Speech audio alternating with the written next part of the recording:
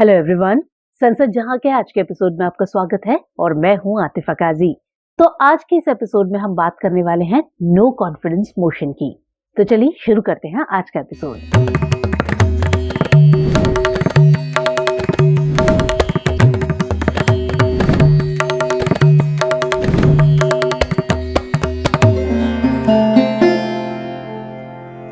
उपनिवेशवादी व्यवस्था से त्राहिमाम 200 वर्षों की गुलामी झेल चुका भारत जब आजाद हुआ तो उसने अपने कई पड़ोसी मुल्कों की तरह तानाशाही की बजाय लोकतंत्र की राह चुनी। इस नए देश ने नव संकल्प के साथ आधुनिक लोकतंत्र के उन सभी तत्वों को समाविष्ट किया जो उसे दुनिया का सबसे बड़ा ही नहीं बल्कि सबसे सफल लोकतंत्र भी बनाए। शायद यही वजह रही कि जिस उपनिवेशवादी सत्ता ने उसका सर्वाधिक शोषण किया, भारतीय संविधान में सर्वाधिक मूल्य उसी देश के लोकतांत्रिक सिद्धांतों से लिए गए, क्योंकि नवनिर्मित लोकतांत्रिक देश भारत अपनी जनता की उम्मीदों आकांक्षाओं पर खरा उतरने के लिए बेताब था। ऐसे में जरूरी था कि वो सभी तरीके अपनाए जाएं जो जनता की महत्वाकांक्षाओं को पूरा कर सकें, ताकि कहीं कल को भारत मुसोलिनी के इटली और हिटलर के जर्मनी की राह पर न निकल जाए। इसके लिए ही भारत में ब्रिटेन की भांति संसदीय व्यवस्था को अपनाया गया और कार्यपालिका को विधायिका के प्रति उत्तरदायी भी बनाया गया। भारतीय संविधान का अनुच्छेद 75 का खंड 3 और 164 का खंड 3 मंत्री परिषद को क्रमशः लोकसभा और राज्य विधानसभा के प्रति उत्तरदायी ठहराता है। इस उत्तरदायित्व सिद्धांत का अर्थ यह है कि सरकार तभी तक सत्ता में रहेगी जब तक उसे निचले सदन का बहुमत प्राप्त हो। इसके तहत न केवल सरकार के मनमाने रवैये पर अंकुश लगाया गया है, बल्कि लोकतंत्र में विपक्ष की महती भूमिका को भी स्वीकार किया गया है। इससे संसद ज्यादा लोकतांत्रिक और देश की विविधताओं को समेटते हुए सबकी आवाज बनती नजर आती है। कहा जा सकता है, संसद शासन नहीं करती है और न इसका शासन करने का इरादा है। मजबूत, सतर्क और प्रतिनिधि आलोचना द्वारा नियंत्रित एक मजबूत सरकार ही वो आदर्श है जिस पर संसदीय संस्थान काम करते हैं। सरकार चेक एंड बैलेंस सिद्धांत के अनुसार कार्य कर सके और विपक्षी आवाज को भी मौका मिले, इसके लिए कार्यपालिका की विधायिका के प्रति जवाबदेही सुनिश्चित करने का सबसे प्रभावी तरीका अविश्वास प्रस्ताव को माना जाता है। अब यहाँ एक गौर करने वाली बात है, वो ये कि अविश्वास प्रस्ताव इतना महत्वपूर्ण होते हुए भी भारतीय संविधान में शामिल नहीं है। दरअसल ये लोकसभा नियमावली के रूल 198(1) से 198(5) के तहत संचालित होता है। अविश्वास प्रस्ताव को आज सभी लोकतांत्रिक देशों ने सरकार पर अंकुश लगाने का सबसे कारगर उपाय माना है। अगर इसकी उत्पत्ति की बात करें तो इसकी उत्पत्ति ब्रिटेन में 1742 में रॉबर्ट वालपोल की सरकार के खिलाफ पारित किए गए प्रस्ताव से हुई थी। अविश्वास प्रस्ताव इस सिद्धांत के तहत कार्यान्वित है कि लोकतांत्रिक देश में उसी सरकार को रहने का अधिकार है जो जनता के बहुमत से बनी हो। भारत जैसे देश में जहां प्रत्यक्ष लोकतंत्र को न अपनाकर प्रतिनिधि लोकतंत्र को अपनाया गया है, वहां इसका मतलब है कि सरकार तभी तक है जब तक उसे निचले सदन में प्रतिनिधियों का समर्थन प्राप्त है। ऐसे में जब विपक्षी दल को लगता है कि सदन में सरकार अपना बहुमत खो चुकी है, तो अविश्वास प्रस्ताव पारित कर वो सरकार को निलंबित कर सकते हैं। इस तरह इससे सदन में सरकार की जनता के प्रति जवाबदेही तय की जाती है। ऐसे में सत्ता से बेदखल होने का ये डर कार्यपालिका पर विधायिका के प्रभावी नियंत्रण का सबसे कारगर साधन माना जाता है। यूं तो आज अविश्वास प्रस्ताव लगभग सभी देशों में लोकप्रिय है, लेकिन इसे सदन में प्रस्तुत करने के तरीकों में काफी भिन्नता पाई जाती है। जैसे कि जर्मनी में इसे तभी प्रस्तुत किया जा सकता है जब विपक्षी दल सरकार की सत्ता बेदखली के बाद सरकार बनाने में समर्थ हो, जबकि वहीं इटली में अविश्वास प्रस्ताव पर दोनों सदनों की सहमति जरूरी है। जबकि भारत और कनाडा जैसे देशों में इसके नियम ब्रिटेन की वेस्टमिंस्टर प्रणाली से मिलते जुलते हैं। जैसे भारत में इसे केवल लोकसभा या राज्य विधानसभा में लाया जा सकता है और इसके लिए सदन को कोई कारण बताना जरूरी नहीं होता। इसके लिए विपक्षी दल को स्पीकर को लिखित सूचना देनी होती है और प्रस्ताव के पक्ष में कम से कम 50 सदस्यों का होना आवश्यक होता है। ऐसा इसलिए किया गया ताकि कहीं अविश्वास प्रस्ताव विपक्षी दलों द्वारा सदन में बाधा पहुंचाने या विपक्ष की अपनी महत्वाकांक्षा हासिल करने का माध्यम न बन जाए। क्योंकि इसका मकसद सरकार को गिराना होना चाहिए, न कि सरकार की आलोचना करना, क्योंकि आलोचना करने के लिए निंदा प्रस्ताव जैसे अन्य माध्यम अपनाए जा सकते हैं। जैसा कि पंडित नेहरू ने भी कहा था, एक अविश्वास प्रस्ताव निश्चित रूप से सरकार को हटाने और उसकी जगह लेने के उद्देश्य से होना चाहिए। गौरतलब है कि अविश्वास प्रस्ताव एक बार आने के बाद विपक्ष की इसमें बहुत ज्यादा भूमिका नहीं रह जाती है। ऐसा इसलिए क्योंकि नियम 198(3) के तहत इसकी स्वीकारोक्ति पर फैसला लेने का अधिकार स्पीकर को है, तो वही नियम 198(4) के तहत इस पर भाषणों की समय सीमा तय करने का अधिकार भी अध्यक्ष को ही मिला है। चूंकि आमतौर पर सदन का अध्यक्ष सत्ता दल का पहले सदस्य रहा होता है, ऐसे में इसके दुरुपयोग के कई मामले सामने आते रहते हैं। जैसे साल 2023 में महाराष्ट्र में ऐसा हुआ भी था, जहां स्पीकर ने इसे स्वीकार करने की अनुमति ही नहीं दी। हालांकि इसे मंजूरी मिलने पर सत्ताधारी पार्टी या गठबंधन को यह साबित करना होता है कि उन्हें सदन में जरूरी समर्थन प्राप्त है।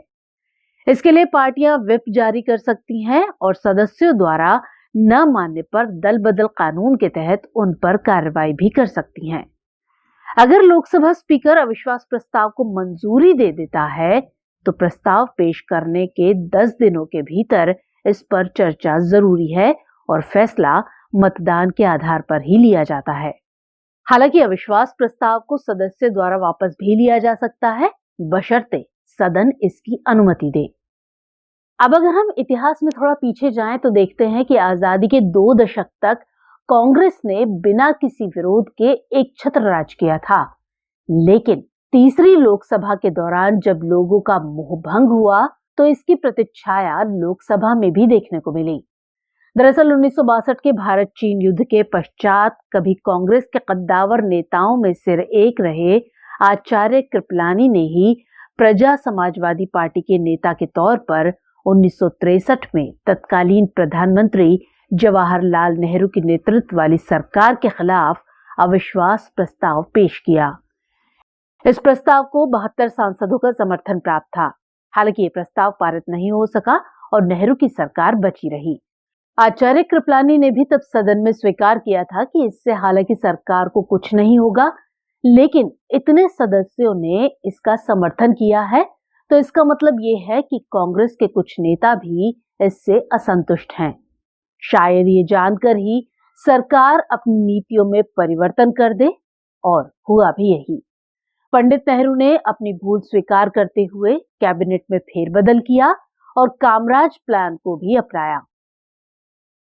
1963 के बाद देश में अब तक 28 अविश्वास प्रस्ताव लोकसभा में लाए जा चुके हैं, जिसमें सर्वाधिक अविश्वास प्रस्ताव तत्कालीन प्रधानमंत्री इंदिरा गांधी के खिलाफ आए। देखा जाए तो आजादी के 1 दशक तक एक भी अविश्वास प्रस्ताव न लाने की कसर 1964 से 1975 के दौर में पूरी हो गई। दरअसल इस दौरान अविश्वास प्रस्तावों की बाढ़ सी आ गई थी और कुल 15 प्रस्ताव पेश किए गए। इनमें से 3 प्रस्ताव जहां शास्त्री जी के विरुद्ध लाए गए, तो वहीं इंदिरा गांधी ने 12 प्रस्तावों का सामना किया। हालांकि एक भी प्रस्ताव पारित नहीं हो सका और सरकार सत्ता में बनी रही। इंदिरा गांधी के खिलाफ 1981-82 के बीच भी 3 प्रस्ताव और प्रस्तुत किए गए, लेकिन फिर भी उनकी सरकार बची रही। जिस तरह इंदिरा गांधी ने सर्वाधिक अविश्वास प्रस्ताव का सामना किया, उसी तरह सबसे ज्यादा अविश्वास प्रस्ताव पेश करने का रिकॉर्ड माकपा सांसद ज्योतिर्मय बसु के नाम दर्ज है। उन्होंने कुल 4 अविश्वास प्रस्ताव पेश किए और ये चारों ही प्रस्ताव इंदिरा गांधी सरकार के खिलाफ लाए गए थे। अविश्वास प्रस्ताव के कारण सबसे पहली सरकार मोरारजी देसाई की गिरी थी। हालांकि उन्होंने अविश्वास प्रस्ताव पर चर्चा पूरी होने से पहले ही अपना इस्तीफा दे दिया था। उसके 1 महीने बाद ही अविश्वास प्रस्ताव के कारण वाई.बी. चौहान के नेतृत्व में गठित सरकार भी गिर गई थी। इसने 90 के दशक में कई सरकारों को अस्थिर किया। इस कारण ये दशक भारत के राजनीतिक इतिहास में सबसे उथल-पुथल का रहा। इस दौरान कुल 4 अविश्वास प्रस्ताव पारित हो जाने के कारण 4 सरकारें गिर गई थी। इसमें विश्वनाथ प्रताप सिंह, एच.डी. देवेगौड़ा, इंद्र कुमार गुजराल और अटल बिहारी की सरकारें सत्ता से बेदखल हो गईं। इनमें अटल बिहारी वाजपेयी तो दिलचस्प तरीके से मात्र 1 वोट से हार गए। उस दौरान लोकसभा में अटल बिहारी वाजपेयी ने एक यादगार भाषण देते हुए सदन में कहा था, एक एक सीटों वाली पार्टियां कुकुरमुत्ते की तरह उग जाती हैं, राज्यों में आपस में लड़ती हैं और दिल्ली में एक हो जाती हैं। अविश्वास प्रस्ताव का गलत इस्तेमाल इस मामले में भी नजर आता है, जब लोकसभा में अब तक के इतिहास में सबसे अधिक सीटों से जीत कर आए राजीव गांधी को इसका सामना करना पड़ा था। ऐसा ही सामना बीते साल जुलाई में मोदी सरकार को भी करना पड़ा, जब विपक्षी गठबंधन Indian national developmental inclusive alliance यानी इंडिया की तरफ से सदन के नियम 198 के तहत सरकार के खिलाफ अविश्वास प्रस्ताव लाया गया। हालांकि मोदी सरकार के खिलाफ इससे पहले साल 2018 में भी अविश्वास प्रस्ताव लाया गया था, लेकिन दोनों ही मामलों में सरकार ने बहुमत हासिल कर लिया था और यही कारण है कि विधि आयोग ने अपनी सिफारिश में ये कहा था कि लोकसभा में प्रक्रिया और कार्य संचालन के नियमों में एक नया नियम पेश किया जाए, जिसमें ये प्रावधान हो कि एक बार अविश्वास प्रस्ताव पर चर्चा और मतदान के बाद 2 साल की अवधि तक ऐसे नए प्रस्ताव को पेश करने की अनुमति नहीं दी जाए। वहीं मंत्रिपरिषद में विश्वास की कमी व्यक्त करने वाले प्रस्ताव पर नियम 198 के तहत कोई अनुमति तब तक नहीं दी जाए जब तक कि उसके साथ किसी नामित व्यक्ति पर विश्वास व्यक्त करने वाला प्रस्ताव न हो। विधि आयोग ने यह भी सुझाव दिया है कि केवल नामित व्यक्ति पर विश्वास व्यक्त करने वाले प्रस्ताव पर ही मतदान किया जाए, ताकि सरकार गिरने की स्थिति में वैकल्पिक सरकार का गठन किया जा सके।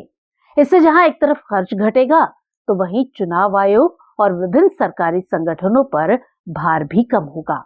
साथ ही इससे दुरुपयोग की संभावना भी घटेगी और देश को 1990 के दशक में लगातार होते रहे आम चुनाव जैसे दौर से दोबारा नहीं गुजरना होगा। केंद्र सरकार द्वारा गठित संविधान समीक्षा आयोग ने भी ऐसी ही सिफारिशें की थी। ऐसे में अविश्वास प्रस्ताव के दुरुपयोग की संभावना से इनकार नहीं किया जा सकता, लेकिन हमें यहाँ ये भी मानना होगा कि अविश्वास प्रस्ताव विधायिका के प्रति कार्यपालिका को जिम्मेदार ठहराते हुए तानाशाही और स्वच्छंदतावाद को रोकता है। इससे सरकार जनता के प्रति अधिक जवाबदेह बनती है और लोकतंत्र लोगों का तंत्र बना रहता है। हालांकि केवल राजनीतिक मंशा के उद्देश्य से इसके इस्तेमाल से बचना चाहिए। तो व्यूअर्स, आज के एपिसोड में इतना ही। हमारे एपिसोड और ये कार्यक्रम आपको कैसा लग रहा है कमेंट सेक्शन में जरूर बताइएगा। तो मुलाकात होगी अगले एपिसोड में, तब तक के लिए दीजिए इजाजत। जय हिंद।